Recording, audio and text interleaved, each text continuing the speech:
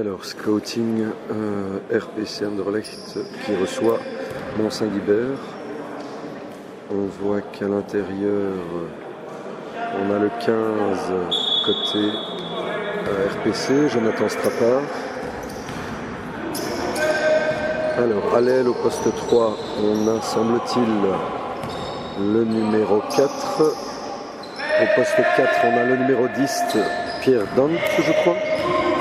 Le distributeur au numéro 11, fade away en déséquilibre. Et au poste 2, le numéro 2, côté Mont-Saint-Guibert. On a le 9 à l'intérieur, Lit. Au poste 4, le numéro 75. Le up de l'ailier numéro 6.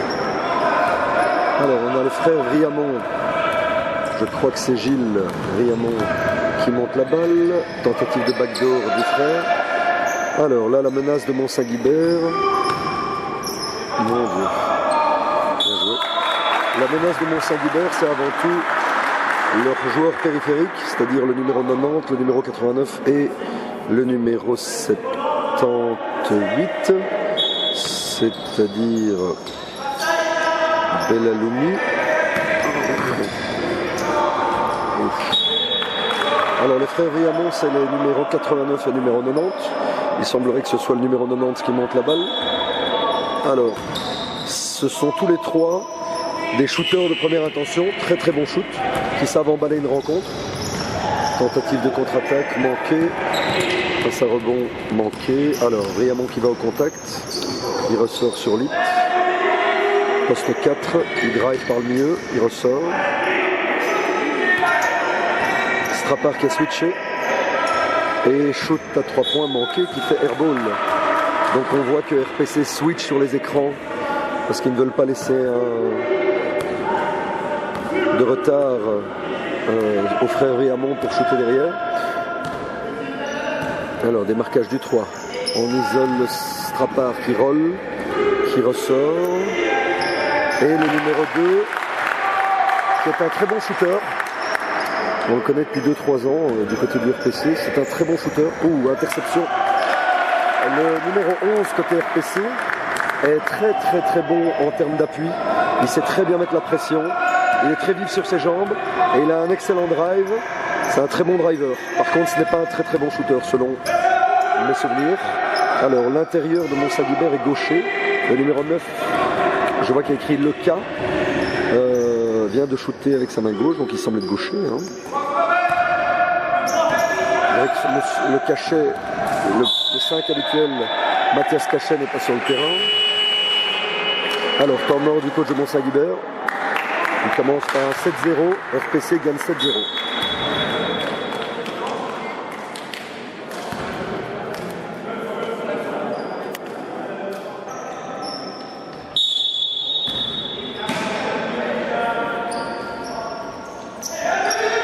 Alors, système sur la baseline qui fait ressortir Strappard à la périphérie. On isole Strappard. Il va faire un turnaround jump shoot et shooter. Même pas. Hook shot, main droite. Hook shot, main droite pour Strappard. Premier panier. C'est de loin la menace principale du RPC Anderlecht. Très bon intérieur fuyant avec un très bon shoot. Alors là, on passe en dessous, je vois. Push and under, là il switch. Ah, là il est tout seul, ce qui est problématique. Encore un shot, et ça rentre. Premier panier pour Mont-Saint-Guibert de Belaloumi, le numéro 78. Alors, démarquage encore une fois, pick and roll directement. On ressort. Crossover. Ah, bien ressorti. Dommage. C'était bien joué. Bien ressorti. Le 2 du RPC est intéressant parce que c'est un très bon scoreur, il a un bon shoot. D'habitude il est un peu perso, mais là je vois qu'il a fait une bonne passe altruiste. Alors shot du frère Riamont, c'est à nouveau à côté.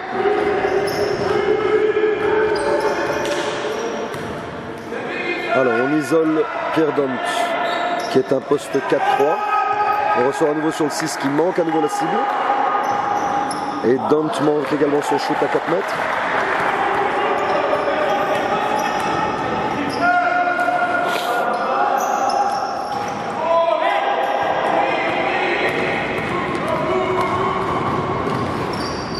Et contre-attaque mise par Pierre Dant qui est très mobile, très rapide en transition et qui met un coast to coast quasiment. Il reste 5 minutes 40 et c'est 11-2 au score. Alors staggered screen pour démarquer un des frères Briamont. Il est ouvert, un autre staggered pour son autre frère. Pick and roll après les deux staggered screen et shoot en tête raquette et ça rentre. Là, il ne faut pas leur trop en donner non plus. Hein. Le mec est tout seul. Donc on a vu un système de Mont-Saint-Guibert. Hein. Staggered screen pour démarquer un ailier, un autre staggered screen pour démarquer l'autre ailier, suivi d'un pick and roll. Et là, le mec était tout seul. Alors, hop, on ressort. Shot du 2 qui manque la cible cette fois-ci. Meilleure sortie du numéro 11. Alors, oulala, lui il provoque très bien les fautes, bien provoqué. Voilà. Belaloumi, c'est un shooter de première intention. Mais il a un sens du drive, c'est un faux lent comme ça. Il va toujours chercher le contact et chercher les fautes, donc il ne faut surtout pas baisser les mains face à lui. Alors Strapard descend, est remplacé par le numéro 1. Et le 6 descend est remplacé par le numéro... mon Dieu, je n'arrive pas à voir le numéro, je crois que c'est 3, oui. Le numéro 3. Alors Mathias Cachet est monté. Mathias Cachet, le numéro 29, je crois, est monté du côté de Speedy. À mon avis, il a dû manquer un entraînement puisque le coach l'a mis sur le banc pour 4 minutes 30. Rebond justement de Mathias Cachet qui se fait contrer par le numéro 1. Alors lui, il est très bon en drive. Il y va et voilà, il concrétise. Donc lui, il n'a pas vraiment de shot à distance. Par contre, il a d'excellents appuis et un excellent drive. Si vous le laissez aller jusqu'au bout, ben, il peut mettre 20 points comme ça. Faute, non sifflé. On isole Cachet qui monte en hookshot. Et c'est manqué. Paire de balles. Alors, on a Croquet qui monte à la place de Gilles Vriamont. Et Belaloumi qui descend pour le numéro 0. Croquet, lui, a le numéro 8, j'imagine, non ? Ouais, il a le numéro 8, on dirait. Pick and roll. Lui aussi, il est très bon, hein, Croquet. Croquet, je ne sais pas comment on dit. Un petit gabarit, mais avec une bonne technique, un bon shoot, et qui n'a pas peur d'aller se frotter à l'intérieur malgré son gabarit. Alors, on isole, c'est un peu comme la 4. Bien, costaud le 1. Costaud le 1. Donc là, un peu comme sur la 4, hein.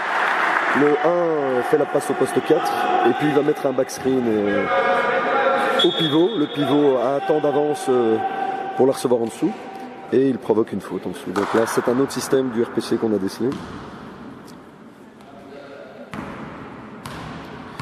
J'ai pas vu qu'est-ce qu'ils appellent pour ce système, mais il commence en structure horn, il donne au 4, le 1 coupe en dessous et met un backscreen au 5. Et il y a une relation high-low entre les deux pivots.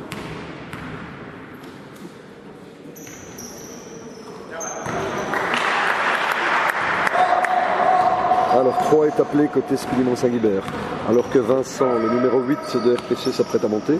Alors 3 c'est la staggered screen, comme tout à l'heure, faute, non sifflé encore une fois. Ça joue beaucoup des mains. Alors voilà, shoot pour isoler le numéro 0 qui a le rebond. Alors Croquet qui organise. Cachet en tête raquette. Croquet dans le coin qui fait un dribble, shot et manque. Pas une très bonne réussite pour l'instant. Du côté de Speedy, alors que c'est une équipe de shooters hein, qui joue d'habitude le run and gun. Belle passe, ça c'est manqué. C'était joli. Passe et go, ça joue pas mal du côté du RPC. Ça joue mieux que les années précédentes. Bien revenu du numéro 11, très mobile, qui n'est pas encore descendu. D'ailleurs, il semblerait que Vincent, le numéro 8, monte pour le numéro 2. Pour l'instant, il y a Pierre, le numéro 10, et le distributeur numéro 11 qui ne sont pas encore descendus.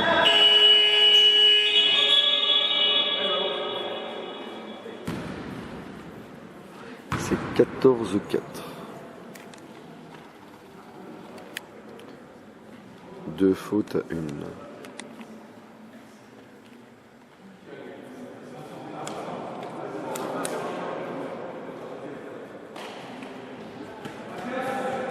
Alors.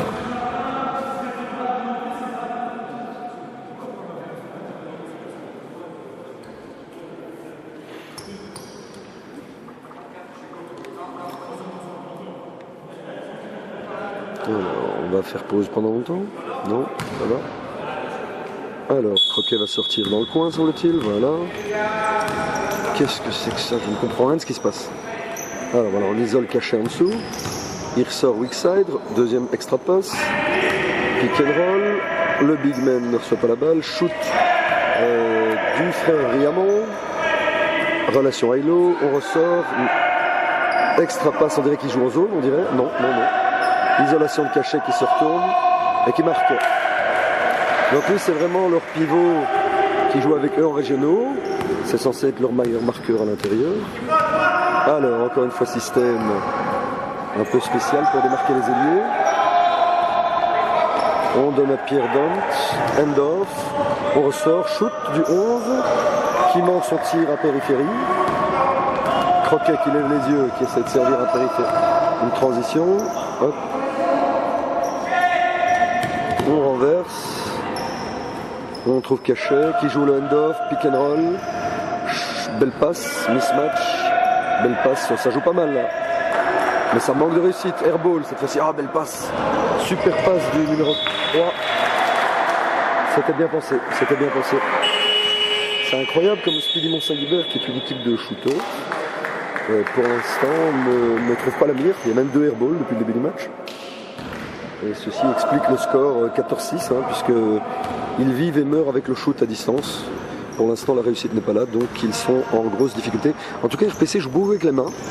Et les référés les jouer pour l'instant, semble-t-il. Ce qui est bien, puisqu'il faut limiter leurs joueurs périphériques. Au marché. On renverse. Et ça rentre. Panier du frère Briamont, le 89. Premier panier d'un des frères Briamont, je crois. Alors, à nouveau. Hop, backscreen, non, c'est un pic de piqueur. Drive par la milieu. Et il provoque faute. Donc voilà, comme je vous l'ai dit, lui, s'il drive, ça provoque faute quasiment à chaque fois. Par contre, on peut lui laisser un bras. Ce n'est pas vraiment, il n'est pas très très fiable à 3 points. Deuxième faute, je crois que c'est la deuxième faute du numéro 9.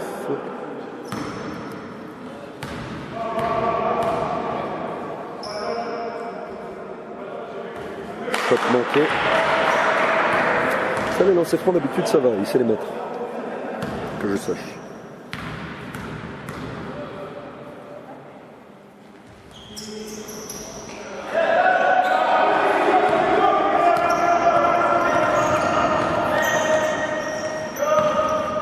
Alors, il reste 1 minute 30 à jouer. Ah, c'est un peu des screen away. Aïe, aïe, aïe, aïe, aïe, aïe. Croquet dans le coin. Mathias qui feinte. Pas mal le départ.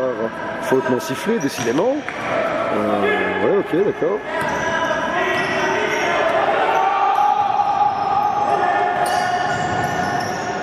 Repli défensif dans le dos du distributeur pendant que John seal dans la raquette. Donc, shot à distance, en deuxième trailer, c'est manqué, mais on voit qu'il n'hésite pas à les prendre, pour un poste 5, 4-5. Alors, il reste 56 secondes, encore ce démarquage en tête raquette, end-off, un nouveau pick and roll, un peu le ciseau de UCLA. On trouve le pivot high, c'est pas mal, il y a du bon basket peut-être aussi. Ça joue bien mieux que par le passé. Croquet qui drive, qui ressort, shoot du 0-0, manqué, bataille au rebond, transition du numéro 3, qui marque, très rapide sur ses appuis, belle passe de Jonathan, et aucun repli du numéro 0-0. C'est 16-9, il reste 20 secondes. Une attaque semble-t-il.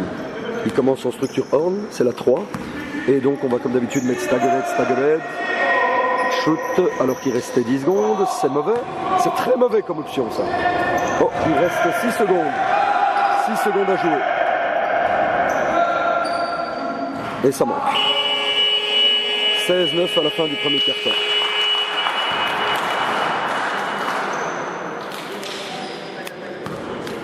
Début du deuxième quart-temps. On a Vincent qui joue ailier, semble-t-il. On veut l'isoler de haut panier parce qu'il est fort de haut panier. Démarquage en stag. Qu'est-ce qui se passe? Ah, c'est pour isoler le pivot. Ah, il y a pas mal, hein. Il y a de la structure à côté RPC, bravo. On fait semblant de démarquer l'ailier et puis en fait on isole le 5. Pas mal. Il y a de jolies choses. On renverse, on essaie d'isoler l'hit qui... On ne siffle rien, hein. On peut jouer avec les mains en défense en tout cas. C'est pas plus mal. C'est pas plus mal. Ah, Belaloumi est remonté. Oh, Horn est appelé. Horn. Alors là, il va prendre un pick and roll et le pivot côté ballon devrait plonger. Voilà. Ah oui, ça passe. Et c'est manqué. Là, c'est le pivot qui monte la balle. Ah, il n'a pas vu Strapar, il n'ouvre pas les yeux. Strapar commence à montrer des signes d'exaspération. Il est légitime puisqu'il ne touche pas assez la balle quand même, alors qu'il court beaucoup. On a du mal à le trouver.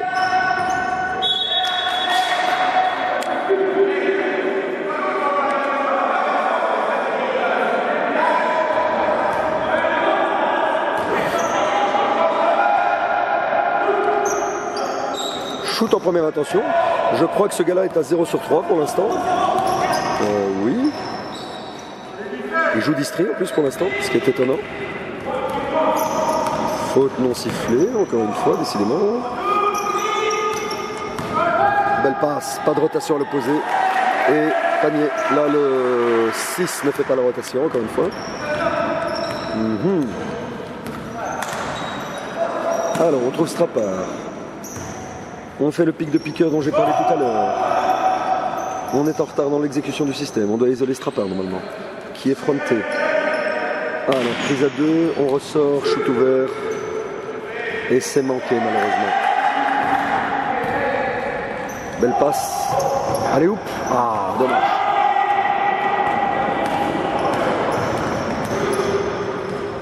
Ah, isolation. Faute sifflée.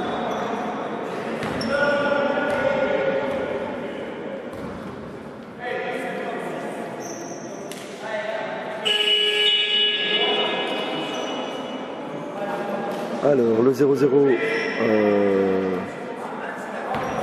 descend et c'est Gilles Vriamont qui remonte, le numéro 90. Pour l'instant, les bandes ne se sont pas ouvertes à fond. Shoot du numéro 3 qui manque. Faute de Strapar au rebond offensif. Strapar qui n'a touché pour l'instant que 2 ou 3 ballons, ce qui n'est trop peu. C'est normalement leur menace principale. Transition est appelée. Alors, pick and roll, non, quoi, je ne sais pas. On renverse, on joue le pick and roll. Relation high-low, même pas. Faute provoquée, enfin. Parce qu'ils la font beaucoup, cette faute de contact sur les écrans.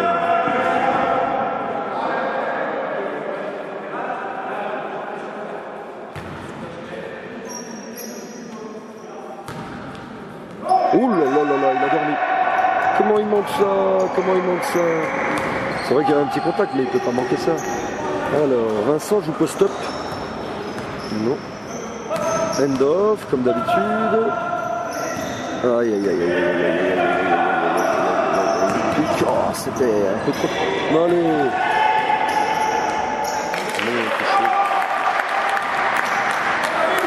Speedy n'a pas beaucoup de fighting spirit. Hein. Là, les ballons qui traînent, ils tombent dans les mains, toujours du RPC. Alors, défavorable.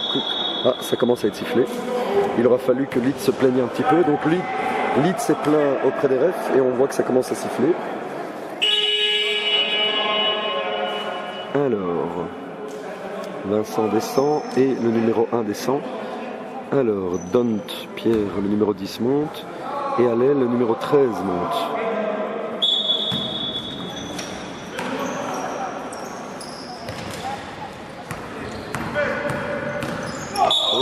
Eh oui, à chaque fois. Hein. Alors lui, Belaloumi.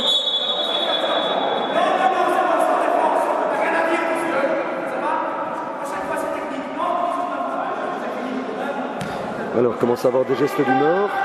Belaloumi, c'est un faux lent, hein, mais il est capable de se créer des drives et d'aller chercher le contact. Donc, il ne faut surtout pas baisser les mains sur lui. Et il va s'empaler dans le défenseur, un peu comme James Harden. Faute, c'est sifflé. Il l'a enroulé, il l'a vu. Ah, il l'a vu. Il l'a vu. Donc là, on voit les esprits commencent à s'échauffer. Il sort de son match. Et là, il enroule le défenseur et il a une faute offensive. Mais il est très très bon pour provoquer. Là, il fait un mauvais match, mais il est très très bon quand il est dans un bon match.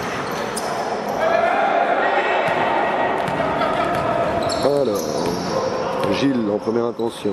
Bellalomi qui répond. Et ça rentre. Ah, elle n'est peut-être pas le chauffeur. Alors, ils sont toujours en indive. Oh, la passe lobée. Oh là là là, c'est pas mal, hein. C'est pas mal. Il faut dire qu'il n'y a pas d'aide à l'opposé dans les rotations sur les passes lobées. Mais l'exécution est pas mal côté RPC. Franchement, il pourrait faire du mal, hein.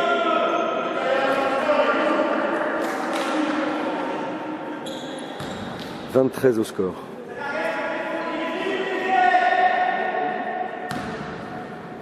Alors là, intelligemment, le pivot numéro 9 rentre sur Strappard. Ils ont fait la passe lobée parce que le weak side était complètement dépourvu d'aide défensive. Et le système n'y est pas pour rien. Speedy est assez déconcentré. Ah, les arbitres commencent à siffler. Mais j'ai envie de dire que depuis le début du match, il y avait pas mal de petites fautes comme ça qui étaient non sifflées. Et là, comme les esprits s'échauffent, les arbitres se mettent à tout siffler. Ça risque de porter avantage à Speedy, ça. Alors que les locaux ont 5 fautes et ça donne 6 minutes 20 avec des lancers francs. Premier lancer manqué, décidément. Les shooters du Speedy ne sont pas en réussite.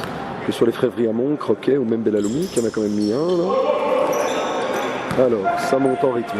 Passe dans les genoux. Attention. Ouh là là, lui est rapide, hein. Il passe.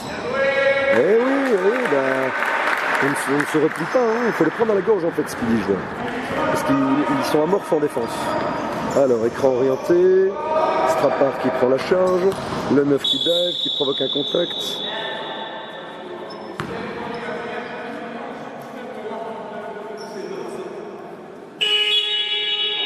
Temps mort. Bon, moi je crois que je vais m'arrêter là. Je crois qu'on a vu un peu tous les joueurs. Hein. Là-bas, il manque quoi? Il manque un ou deux jeunes peut-être. Il y a le grand type avec les cheveux noirs là. C'est un peu tout. Et là, il y a qui? Je crois que c'est tout. Hein. Il y a Daimoussi qui n'est pas monté, je crois. C'est 22-13 après 14 minutes. À vous les studios.